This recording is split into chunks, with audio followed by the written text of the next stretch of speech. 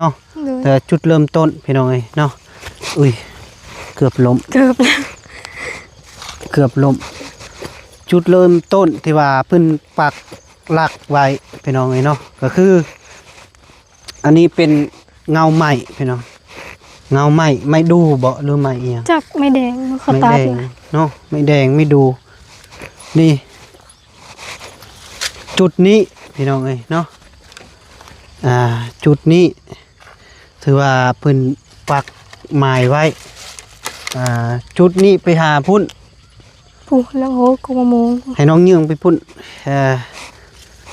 พอดีจำไปพุ่นพอดี33 เมตรบ่ค่อยลืมได้34บ่34ตีหรือ36เบิ่งเลยพี่น้องเอ้ยพอดีเปิดภาพขึ้นมากะอยู่กับน้องฟ้าเด้อพี่น้องเด้อกับน้องอุ้งอิงนั่นล่ะพอดีเฮามายืนก็อยู่ที่ดินน้องอุ้งอิงเด้อพี่น้องเด้อคนอื่นก็ขาบทักทายสบายดีเด้อพ่อแม่พี่น้อง FC เบิดสุขุสุขคนบ่ว่าอยู่ในหรืออยู่ต่างประเทศก็ยินดีต้อนรับเข้าสู่ซอง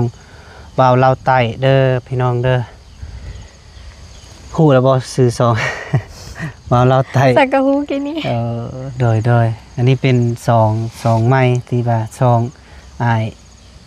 อาไทยเราเอาให้อ้ายดูแลต่อเพราะว่าทางซองนั้นมันไปรับไปนอนแล้วไปเลยไปแล้วเด้ซองนะซองที่2ก็ไปวันนี้เปิดใหม่ได้ซองทางซองแม่น้องไก่กับซองเนี่ยคนติดตามก็ประมาณ3,000 ปลาย2นี่นะบ่โดยตัวซองใหม่ซองแม่น้องไก่ก็ผ่านแล้วผ่านเรียบร้อยแต่ว่ายังชั่วโมงยังอีกประมาณ100 ปลายนี่แหละยังบ่ผ่านชั่วโมงซื่อเนาะพี่น้องเอ้ยเนาะมีแต่ทาง FC ที่ว่าแล้วก็ทางอ้ายใจดีเพิ่นอยากให้เบาแก้วถ่าย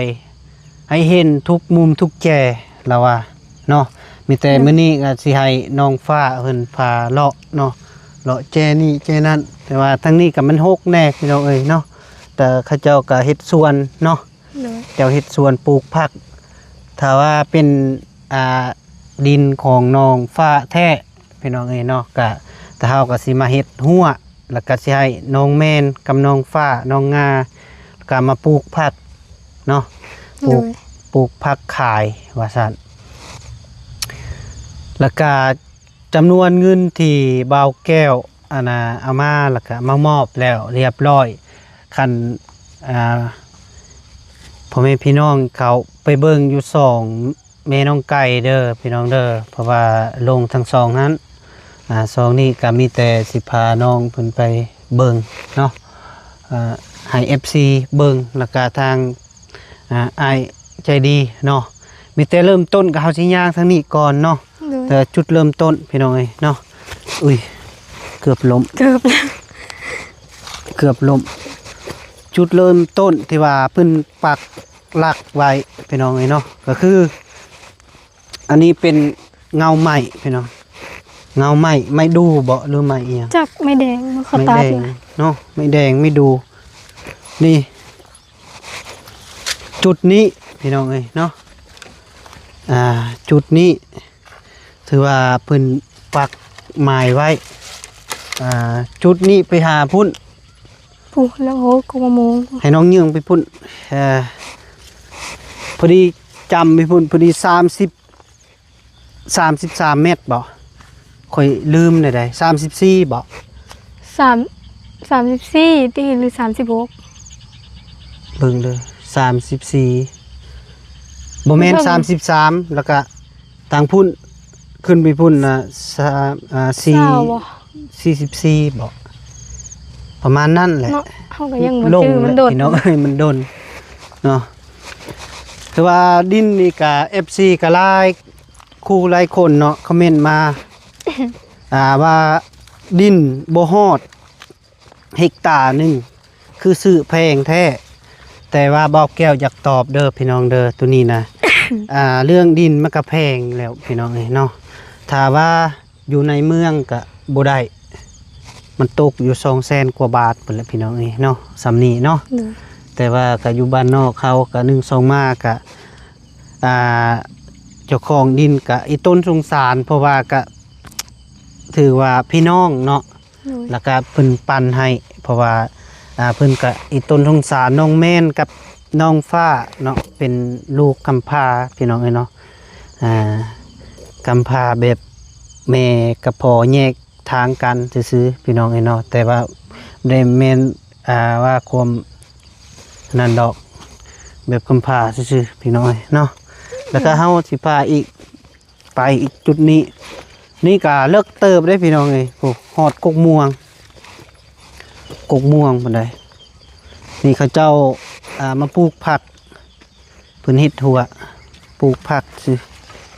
นี่แต่พื้นไทยนี่พื้นไทยยังปลูกมัน ปลู บ่ กมันต้น โอ้บ่งามดอกดินนี่ปลูกมันปลูกผักไปคืออยู่เนาะ โดย โอ้พี่น้องเข้าไปพุ่น กว้าง ถือว่ากวางนี่กวางเติบอยู่นี่ตะกะแจนี่ขึ้นไปพุ่นอีกพี่น้องเอ้ยสิได้บุปลาแล้วบัดนี้บุบ่ปลานี่ บุกับบุมันบ่ได้ครบอันใด โอ้ยพี่น้องเอ้ยเด้ ผา เพิ่นปลูกผักเอ้ยปลูก กกมะฮุ่งก็มี มะคุงเนาะแล้วปลูกเนาะมะคุงมีดอกไม้อย่างประมาณพี่น้อง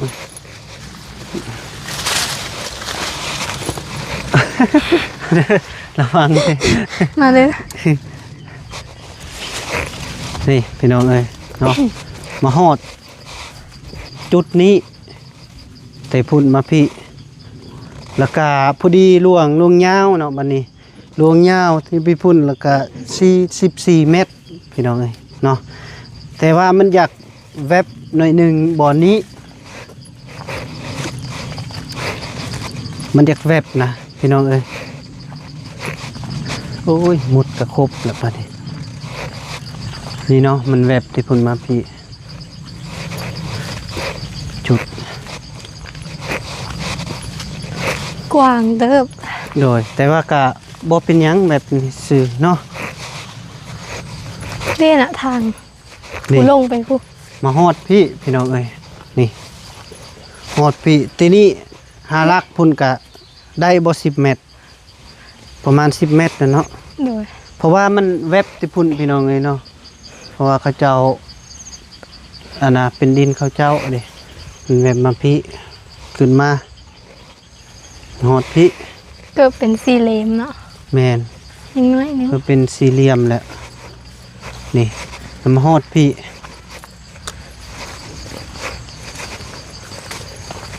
มาฮอดจุดนี้เลยนี่เพิ่นปักไว้ก็ถือว่ากวางเติบเนาะ โดย ถ้าว่าเฮาเฮ็ดหัวแล้วเฮาก็จึงถ่ายมันอันเนาะมันจึงได้ฮู้เนื้อที่พี่น้องเอ้ยเนาะอันนี้แบบยังบ่ทันมีหัวแล้วมันล่วงไปนะนี่ เขานึกว่ามันซื้อลงเลย ซื้อหรือบ่ ยังผู้ ซื้ อยู่ อ บ่อนน้องแม่นอยู่ที่มันซื้อ เอ้าก็มันเจยนี่เด้เพราะว่าพระทุนมันแวบเด้ โดย แต่มันโคตรเด็กอะมาพี่มันก็จะกวงนี่ กว้างเนาะดอกอยู่ แม่นบอกง่ายๆก็ตั้งเฮือนนี่ก็ประมาณ3ลังพุ่นแหละ โดย 3ลังพุ่นได้พี่น้องเอ้ยเนาะบ่ได้แม่นน้อยเด้ แต่อยู่หั่น ตังนี่ก็ได้ตังเฮือนน้องแม่นบ่ แล้วเอาไปพุ่นเนาะเอ้ยก็สมมุติว่าซื้อแล้วเนาะสิทางน้ำเนี่ยอยู่ไสหรือว่าอยู่พุ่นหรืออยู่พี่บ่อน อืมทางอยู่เลย อยู่พุ่น มันจั บ่ งไหลลงไปพุ่นเลย อ๋อเพราะว่าคันสิปลูกเพื่อนนี่ก็ปลูกอยู่พุ่นเนาะ โดย อยู่นี่เนี่ยเป็นเดิน โดยเฮ็ดเป็นทางออกทางเข้า ทางออกทางเข้าถ้าว่ามีงบเป็นหยังก็สร้างเป็นห้านไก่เครื่องก็ได้เล็กน้อยเพราะว่ามันใกล้โรงเรียนเด้ ติ พี่ ด น้อง เลย มันติดโร โรง ง เรี เรี ย ย น นประถม เรียนประถมพอได้นั่งขายขนมเขาเจ้าพี่น้องเอ้ยเนาะ โดย ก็ถือว่าโอเคเนาะ โดย ดินนี่โอเค แต่ว่ายังบ่ทันปรึกษากับเจ้าของดินถ้าว่าปรึกษาตกแตกก่อน ตาเบาแก้วก็สิพยายามปรึกษามื้อแรงพี่น้องเนาะสิโทรหาเจ้าของดินเป็นแนวใดหรือว่าจ่ายก่อน 30,000 ได้บ่ก็มันก็บ่ฮอด 30,000 เนาะเพราะว่าก็มีแต่ให้น้องเพิ่นออกก่อนก็ได้เนาะ โดย ประมาณ 600,000 ปลายๆนี่แหละเงินที่ยังเหลือไปซื้อโทรศัพท์ยังอยู่ติหรือว่าเบิดบ่แล้วก็เราพากมานำลังประมาณ 42,000 แล้วก็ถึงทมมันแล้วเลยเนาะพี่น้องเอ้ยไปบัดนี้ไปเบิ่งที่จุดที่ว่าสิปลุกเฮือนพี่น้องเอ้ยเนาะ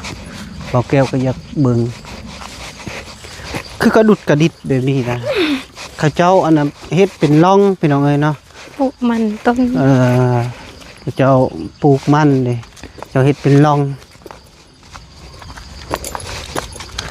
บัดนี้ต้องได้ให้เพิ่นมาปรับแม่นบ่ โดย นี่ปรับ เบิ่งน้องหารับแหละ รับแล้วบ่นะ แม่นและเอิญกับบ่หาน กูว่าดอกเอ้ย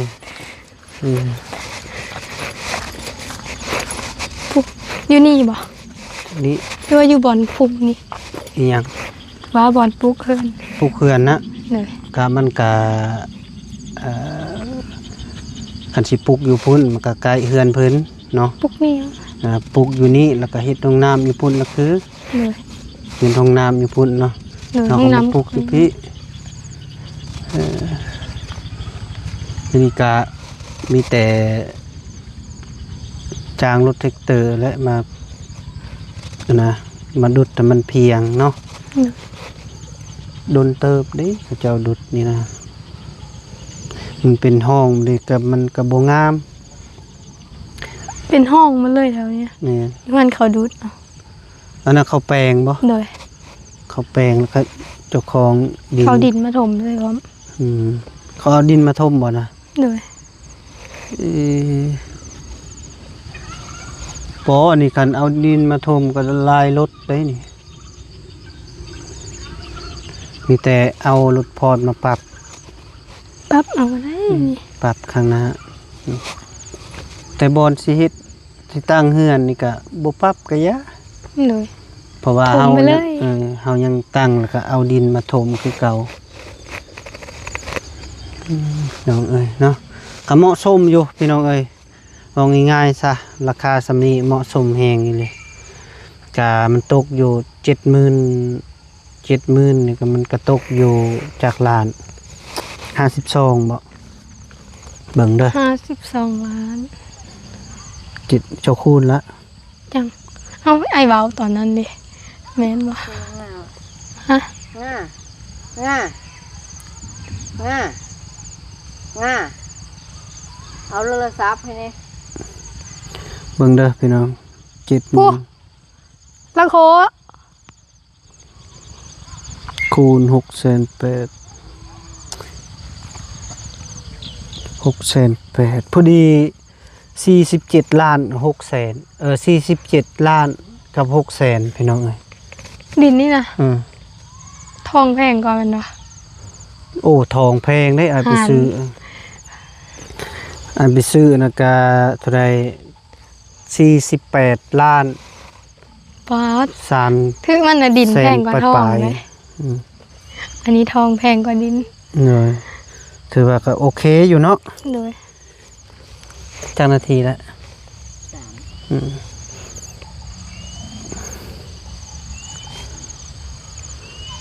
ฝนที่ตกบ่เอาเลย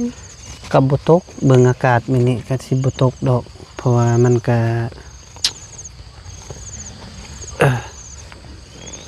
แสงแดดแน่พี่น้องเอ้ยเนาะ ไปไวอย่างนึงนะ ไผ ว่าน้องมาเนี่ยมันมีฮอตไปแล้ว ไหวเนาะ โดย อืม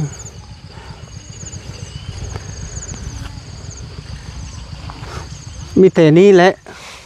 บ่ละเนาะถือว่ามาปรับตังเลยนี่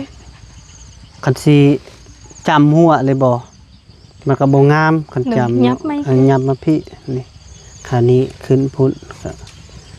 เป็นยับไปพุ่นอีกแน่นะ เบิ่งว่าโหน ลักครัวเด้สิเอา แต่ ใส่ คน มีแต่คนที่เท่มาเบิ่ง FC บ่ FC บ่โอเค โอ้ยพี่น้องเอ้ยเอาปีนี้เบิ่งมาโอ้เขาเจ้า ปลาหลายอันนี้ หลายแหงพี่น้องเอ้ยเขาเจ้ามาเบิ่งดีใจ แก้ว ดี เป็น ใจ คนดังเลย ดีใจนำกะมีแต่ไว้จังสั้นละเด้อน้องเด้อมีอ้ายก็สิได้กลับ โดย เมื่อแหละเพราะว่ากะมันค่ำนี่ 5 โมง โดยกะบ่ค่ำง่ายๆดอกอากาศซำนี้กะเพราะว่ายามนี้กะมันนานค่ำแต่ว่าแจ้งไว้คันยามเกี่ยวข้าวแล้วก็นานแจ้งแต่ค่ำไว้ โดย เพราะฉะนั้นก็เท่านี้แหละพี่น้องเอ้ยมีแต่เบิ่งนํกันว่ามันเป็นจังไดกวางหรือฮอดบ่เฮกตาร์หรือบ่ฮอดก็ คือ ว่ากัน เราเอาไว้เฮกตาร์ปลาอยู่บ่ เฮกตาร์ปลายบ่ โดย เพราะว่ามันแวบไปพุ่นเนาะ โดย มีหยังกะมีแต่รอรุ่นให้เจ้าของดินมาแทกเด้อพี่น้องเด้อบัดนี้เจ้าของดินมาแทกสิฮอดบ่เฮกตาร์หนึงหรือบ่ฮอดพี่น้องเนาะคันยังว่าสิตกลงเรื่องของราคาพี่น้องเนาะแล้วก็เรื่องราคานี่ตกลงแล้ว แต่ว่าตกลงสิจ่ายเงินไปก่อน 30,000 บาทพี่น้องเนาะที่ว่าคิดไว้ก่อน 40,000เนาะ โดย สำหรับคลิปนี้กับเบาแก้วอำลาคนเด้อพี่น้องเด้อขอบคุณหลายที่ครับเบิ่งรับชมก็อยู่ดีมีแฮงมื้อสุขคนฝากติดตามน้องฟ้าน้องงาในเด้อพี่น้องเด้ออย่าใครน้องงาก็ไปปมแปลงเฮือนเนาะก็ตอนนี้ก็อยู่ก็บ่สะดวกพี่น้องให้น้องงาก็เนาะก็ทางน้องฟ้าเนี่ยฝากติดตามน้องอุงอิงเพิ่นเด้อให้กดเบิ่งหลายๆพี่น้องเอ้ยเนาะสนับสนุนทางลูกกำพร้าพี่น้องใจเด้อ ขอบใจบ่แก้ว ฝาก เลย บอกเลยฝากบอก ฝาก อ้าย ติด เลย ตามบ่แก้วหน่อยเด้อ เลยให้หลายๆกว่านี้ยอดวิวให้เฮงๆปังๆก็ว่ากันพี่น้องนี่เนาะเอาสำหรับคลิปนี้บ๊ายบายพี่น้องเนาะ